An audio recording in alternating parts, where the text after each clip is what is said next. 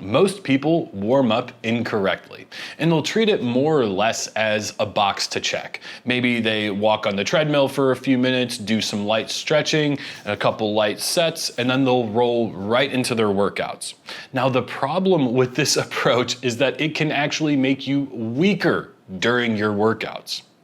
But if your warm-ups and your warm-up sets are done correctly, not only will they make you stronger and boost your performance, but they will improve your form and also keep you injury-free. In this video, we're going to discuss the purpose of warm-ups, the different types that exist and how effective they actually are, how to structure your warm-up sets, common mistakes that are made in doing so, and at the end, I'm gonna walk you through a full push day and show you how I'd warm up for every single movement so that you can begin to implement this advice immediately. My name's ameerbarbour. I am a chemical engineer and a personal trainer, and by the end of this video, I hope you know more about warm-ups than most trainers do. Let's jump right in. So let's start with the big picture. There are two main goals when it comes to warming up.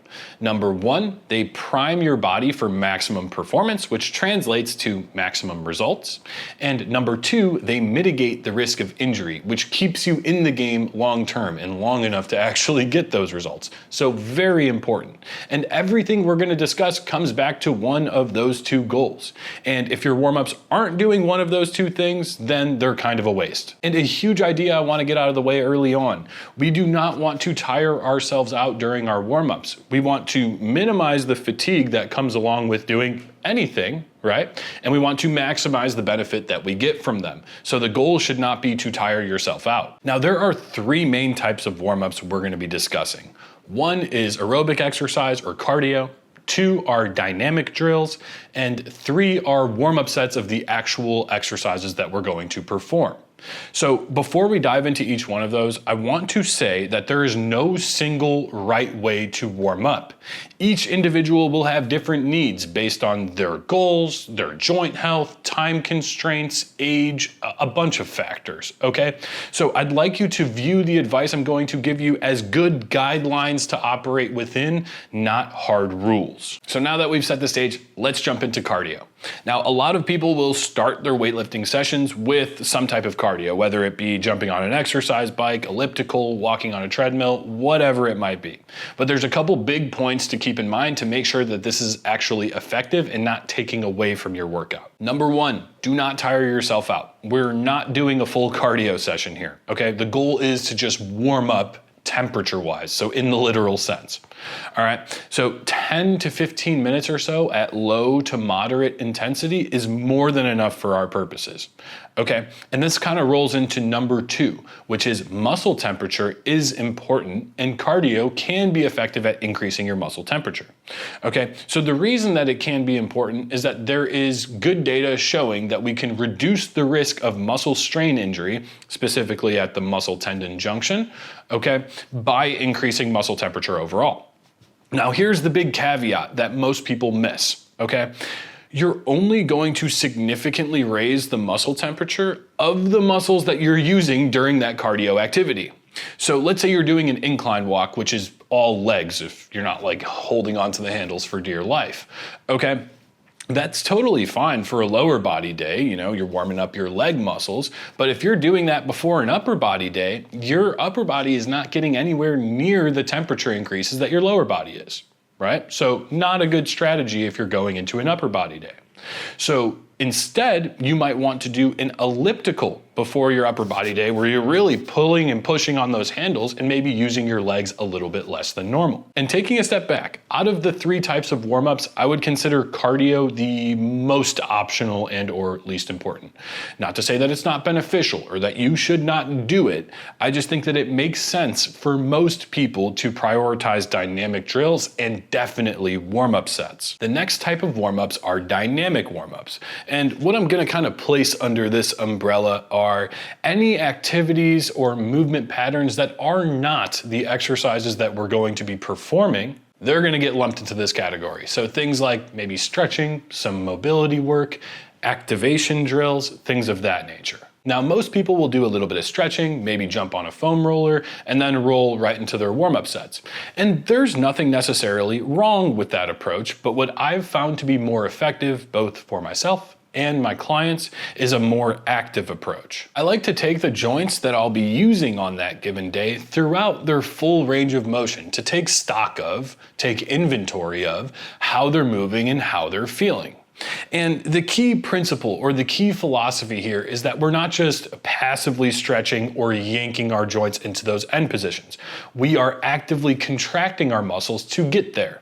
So for example, let's say if I wanted to stretch my chest, rather than just yanking on a pole or a door frame to, yank my shoulder back into position, what I would do instead is, without anything touching my hand, I would just pull back with my back musculature as far as I can, contract my back, and my chest will stretch as a result. So not only are you prepping the muscles in the joints, you're actually exploring those end ranges and taking stock of how you're feeling on that given day. And this step is crucial for injury prevention, because most of the time you do these drills, everything's gonna go smoothly, things are gonna be good.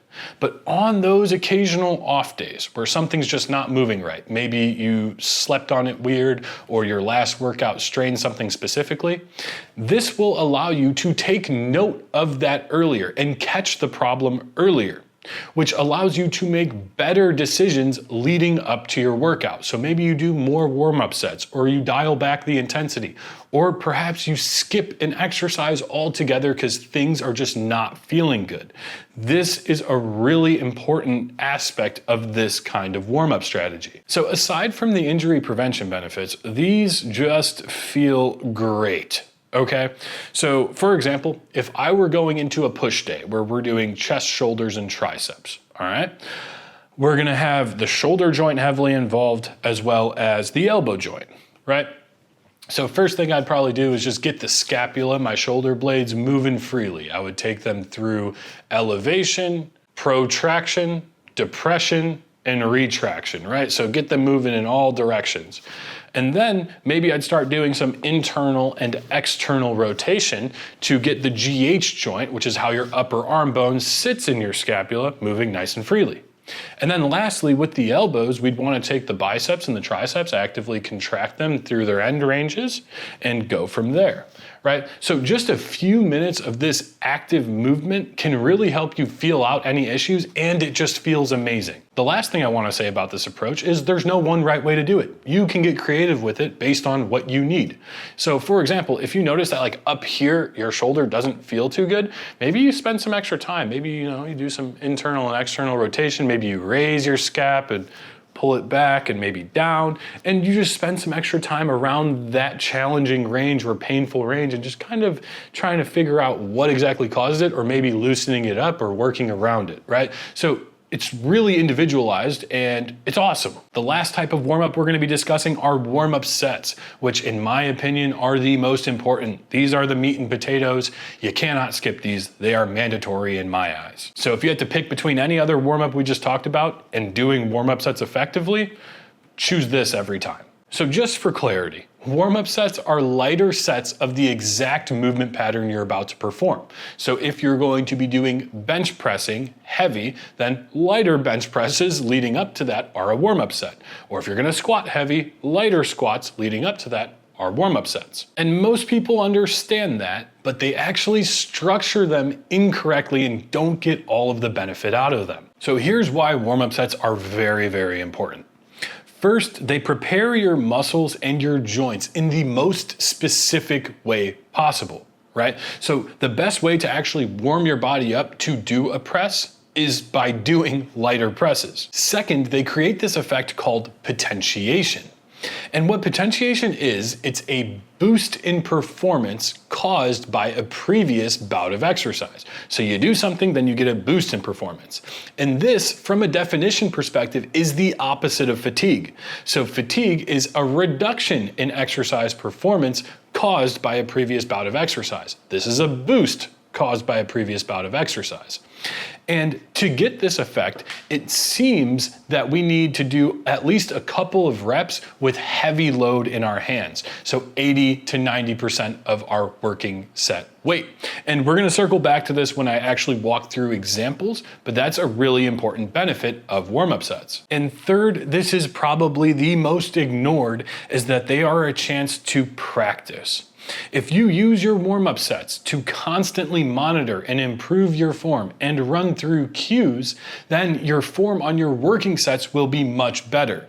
So for example, if I know at the top of my presses, I tend to round my shoulders all the way forward, your warm-up sets are a perfect time to fix that and to pay special attention to that before the stakes get high and the load is really heavy. So just a quick side note on form. You may be like, well, my form's awesome, it's amazing. I think everyone has room to improve their form, okay? But more importantly, form is not a fix it and forget it solution, right? It's more like an instrument.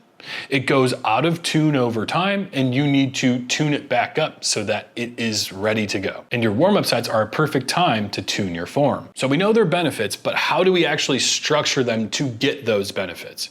Pay very close attention here, rewind the video, watch this section again because it is the most important part. Okay, a good rule of thumb is anywhere from 1 to 4 warm-up sets per exercise. And the reason it's a range is because it depends on several factors, okay? The 2 main factors that matter are 1, where are you at in the workout? If you're right at the beginning of the workout, you're likely going to need more warm-up sets for that exercise. And if you're later in the workout, you might need less, all right? Now, another factor is the complexity of the exercise. If we're doing a free weight barbell back squat, where we have to manage our back, our spine, our hips, our knees, balance, all of that, we might need way more warm-up sets, maybe even more than 4. Okay, as compared to something that's stable and a single joint movement, let's say something like a leg extension, we can get away with less warm-up sets. The last rule of thumb has to do with the rest periods in between your warm-up sets. So let's say we're doing 4 warm-up sets and we go from light and we work our way up to heavier, okay? If it's super light on that first warm-up set, you might be good to go after 45 to 60 seconds. But as you continue working up in load, you probably want to take a little bit of longer and longer rest periods. So maybe on this last one, you took 90 seconds. Okay, but here's the key. After your 4 warm-up sets and before your first working set, you want to take a full 2 to 3 minutes of rest to mitigate fatigue. That's very important. We have these rules of thumb, but I want to show you how they're applied and the nuance of the application throughout walking through this real life example. So in this example, we're going to be doing a push day. All right, we're going to be doing chest, shoulders, and triceps. So we're going to start off with a dumbbell bench press, then go into a machine shoulder press, and then a triceps push down, and then finally we'll finish off with a chest fly. Now, for the record, I'm not saying that this is an optimal split or that I'd program things this way. This is just for example purposes. The first exercise in this routine is the dumbbell chest press. So my goal for this session is to take the 100-pound dumbbells and hit them for 8 reps.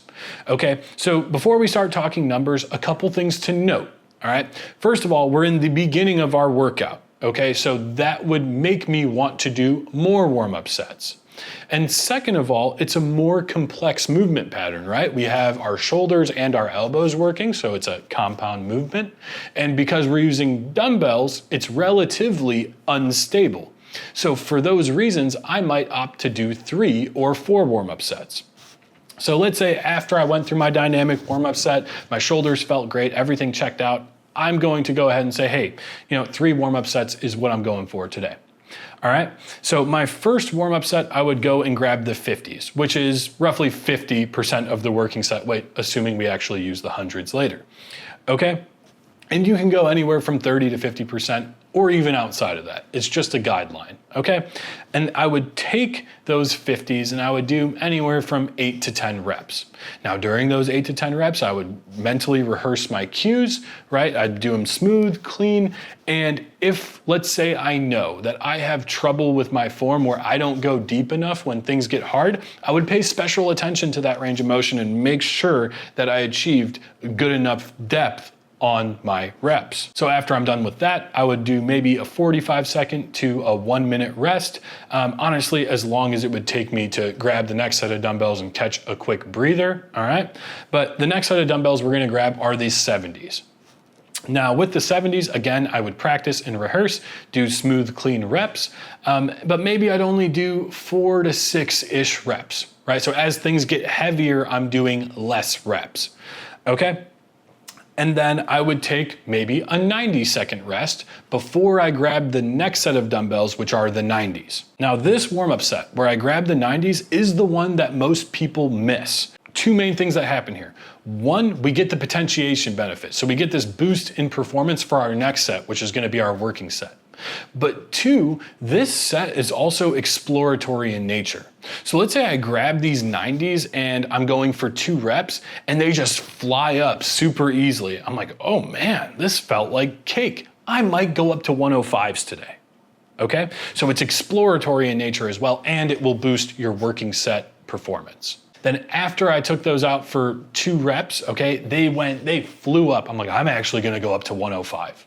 Okay, so before I actually hit my set of the 105s, I'm going to take a full 2 to 3 minutes of rest. That is really important to mitigate any fatigue or most of the fatigue that we got from those warm-up sets. Then I hit my working set at 105, I got 6 reps, I'm a happy camper. So next up is the machine shoulder press. It's gonna be pin loaded, it's gonna be more or less very stable and locked in, and my shoulders are already kind of warmed up and feeling good. So for those reasons, being that my shoulders are already warmed up and it's a pretty stable movement and less complex than the previous one, I would say I could maybe opt for 2 warm-up sets if everything's feeling good. All right, so my first warm-up set, maybe I bump the weight to 60 pounds. Again, we're aiming for 100 pounds on our working set. So maybe I go to 60% of that load, which is 60 pounds. I do it for anywhere from 4 to 8 reps. Okay, I take 90 seconds of rest, and then my next warm-up set, I'm like, I'm feeling pretty good. I might go to that 90 pounds, okay, and just do it for a couple of reps. Let's just say 2, maybe 3 reps. All right, and then after that, I would take 2 to 3 minutes of rest and go right into my working set. So the next movement we're doing is the triceps pushdown. And let's take stock of the exercise itself and where we're at in the workout. Okay, so now we're on exercise 3 out of 4, right? So we're later in the workout. And our previous exercises had a lot of triceps involved through all the pressing. So my elbows are warm, my triceps feel good. And also the triceps pushdown is a relatively simple, stable movement, right? There's one joint involved, just the elbows. So at this point, I might say, you know, I think I'm just gonna do 1 warm-up set, okay? And if you're going to do 1 warm-up set, make it that heavy set so you can get this potentiation benefit, right? So anywhere from 80 to 90% of the working set load. So let's just say I'm going for 100 pounds. I might do an 80-pound triceps pushdown for 2 or 3 reps where I am, applying max effort. After that warm-up set, I would take 2 to 3 minutes of rest, and then I'd get into my working sets. So the last movement in this routine is going to be the chest fly on the pec deck machine. All right, so taking stock of where we're at, we're on our last exercise. We've already warmed up our chest, and our elbows are for sure warmed up as well as our shoulders. So based on all that criteria, you'd be like, yeah, wouldn't you want to do 1 warm-up set again?